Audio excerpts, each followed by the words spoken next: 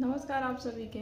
देखिए, एक बेटी के विवाह के बाद जब उनके विदाई के समय आवता, देखिए वो कौने तेरे रुआ तड़ी। झरेला बेटी बेली के फूलवा, झरेला बेटी बेली के फूलवा।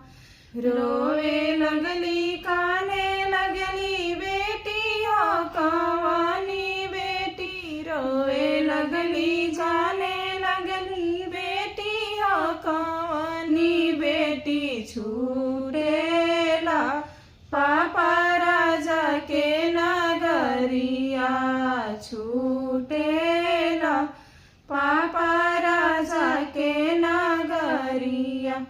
जानी रोवा जानी काना बेटी हो कवानी बेटी, जानी रोवा जानी काना बेटी हो कवानी बेटी। फेर आई हा पापा राजा के नगरिया, फेर आई हा पापा राजा के नगरिया।